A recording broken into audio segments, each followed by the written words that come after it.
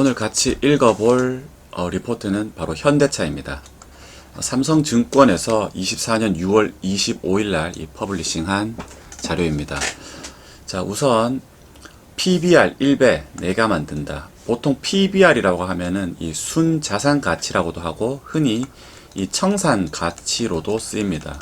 그렇기 때문에 기업의 주가가 PBR 1배 이하에 있을 때는 상당히 저평가를 받고 있다고 하고 PBR 1배 이상이 기업이 이 적정 값어치라고 보실 수 있습니다. 이 기업들의 가치를 본다고 한다면 이 영업 가치가 있을 수 있죠. 현대차가 이 자동차를 팔아서 이 영업 이익을 창출하는 이 영업 가치, 그리고 이 자산 가치가 있을 수 있습니다. 현대차의 공장이라든지 이런 현금이라든지 이런 자산 가치. 그런데 현대차는 이 영업 가치가 전혀 반영되지 않은 이 자산 가치 1배도 미치지 못하는 수준이기 때문에 향후 현대차의 이 기업 경쟁력이 올라가면서 PBR 1배 수준까지가 현대차의 적정한 값어치라고 평가한 것입니다. 자, 이러한 근거로 본다고 한다면은 24년에 들어서 이 외국인들의 이 강한 매수세로 인해서 이 프리 플로트가 18%로 축소된 상황, 즉 이 거래 가능한 유통 물량이 줄어들었다는 겁니다.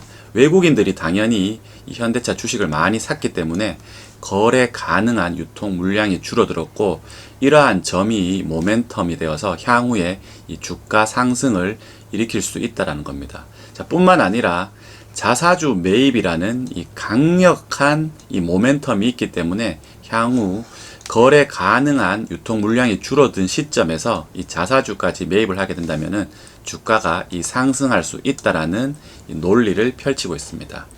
자, 그렇다면은 이 현대차의 기본적인 이 회사의 이 값어치가 올라가야 된다는 것은 이 현대차가 이 산타페를 시작으로 계속해서 이 신차 사이클이 진입되면서 이 판매량이 증가할 수 있을 것으로 예측하고 있습니다. 자, 뿐만 아니라 이 북미, 인도 이 내수에서도 이 충분한 이 판매량을 창출하면서 회사의 값어치는 계속적으로 증가할 것으로 보고 있습니다.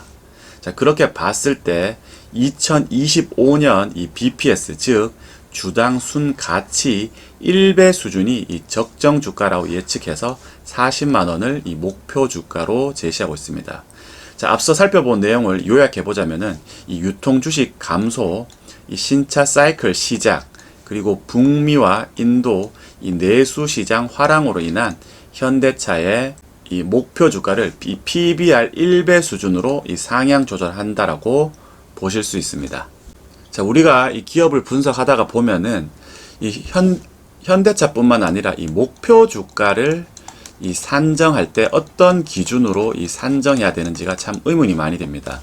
이 회사 값어치는 이제 계속 올라가고 있는데 과연 내가 얼마의 목표 주가를 가지고 이 회사에 투자해야 될지가 사실상 가장 큰 숙제 중에 하나라고 보실 수 있습니다.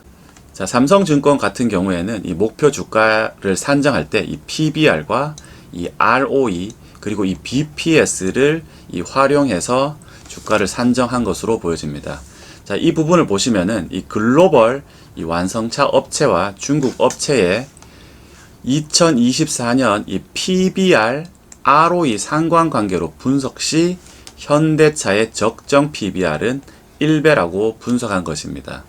지금 자동차 산업 자체가 전반적으로 큰 이 업사이드가 없다라고 보았을 때도 이 글로벌 자동차 시장이 이 AI라든지 이 배터리처럼 향후 이 엄청난 이 업사이드가 기대되는 것은 아니지만은 그럼에도 불구하고 이 적정 주가를 산정하기 위해서 이 글로벌 완성차 업체와 이 중국 업체의 PBR, ROE 상관관계로 분석하였을 시 적정 주가는 PBR 1배 수준으로 산정한 것입니다. PBR 1배 수준이라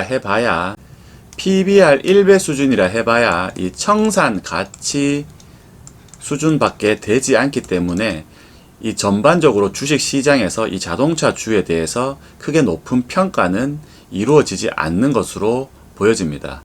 그래서 여러분들도 이 기업을 분석하시고 이 목표 주가를 산정하실 때 이 PBR이라든지 ROE 그리고 BPS, PER 이런 개념들을 활용하셔서 자신만의 이 목표 주가 산정하는 스킬을 어느 정도 기르시는 것이 상당히 중요하다고 볼 수 있습니다.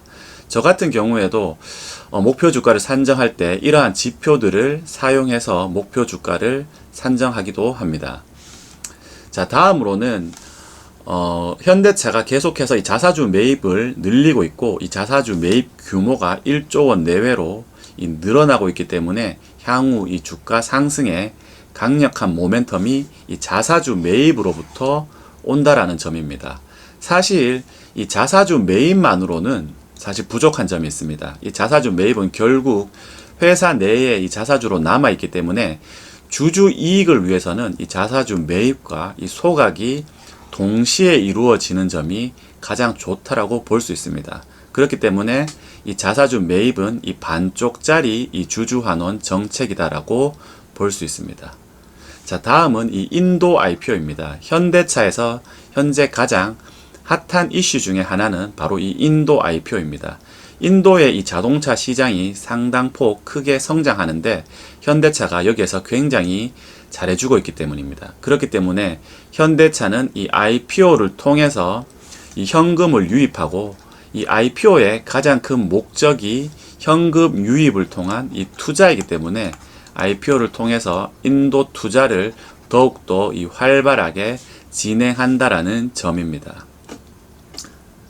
자, 그리고 앞서 살펴본 이 외국인들의 이 현대차에 대한 이 강한 매수세로 인해서 결국 이 유통 주식 물량이 줄어들게 되고, 이러한 상황에서 이 자사주 매입까지 겹치면서 주가 상승의 이 모멘텀으로 작용할 것이라는 점입니다.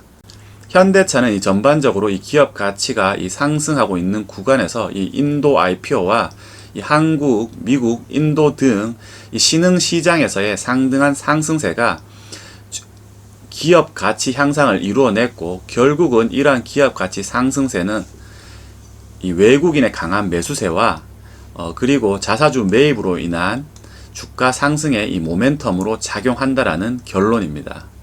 자, 오늘은 간략하게나마 이 삼성증권에서 이 퍼블리싱한 이 현대차에 대한 리포트를 한번 살펴보았습니다. 감사합니다.